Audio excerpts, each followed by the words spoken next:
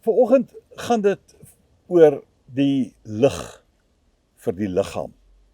En ons lees daarvan in Matteus 6 vers 22 tot 23 en ook in Lukas 11 vers 33 en tot 36.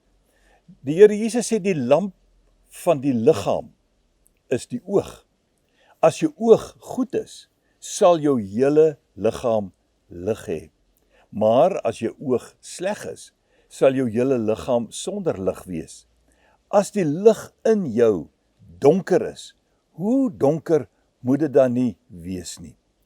En Lukas sê, 'n mens steek nie 'n lamp aan of op en sit dit dan weg in 'n kelder of onder 'n emmer nie. Nee, jy sit dit op 'n staander sodat die mense wat binnekom die lig kan sien.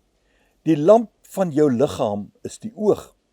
As jou oog goed is jou hele liggaam verlig. Maar as jou oog sleg is jou hele liggaam ook sonder lig.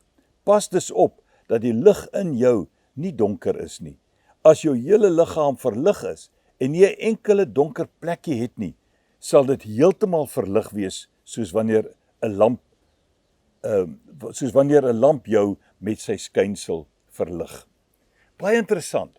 Ons het gister gepraat oor die skat wat ons by mekaar maak, die skatte wat ons by mekaar maak in ons verhouding met mense. En ek glo hier brei die Here Jesus dit eintlik uit met die gesegde van die lamp van jou liggaam is jou oog. Met ander woorde, hoe jy na mense kyk, hoe jy die wêreld om jou waarneem, dit maak van jou iemand wat of lig kan hê of duisternis kan hê.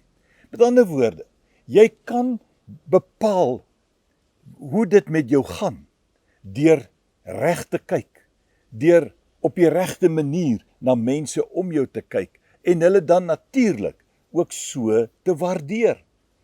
En as jy 'n negatiewe mens is, 'n foutvinderige mens, alles wil kritiseer, mense afkraak, mense beskinder, en al hierdie lelike dinge wat dikwels tussen ons gebeur, dan is jy inderwaarheid besig om jouself te benadeel, om die lig wat jy eintlik kan hê, te verduister en dit in donker te verander. Die Here Jesus sê, as dit gebeur, hoe donker moet dit dan nie in jou wees nie. Lukas sê, ons moet hierdie lig uitstal, ons moet die lig sigbaar maak, ons het hom sit waar mense dit kan sien, ons moet nie skaam wees om lig te wees vir mense nie. Ons kan deur ons manier van doen, mense lig gee, terwyl ons self ook lig beleef. Wat 'n wonderlike geleentheid en voorreg is dit nie. So, kom ons gaan vandag in en ons sit ons spotlights aan, terwyl ons deur tussen mense beweeg. Mooi loop.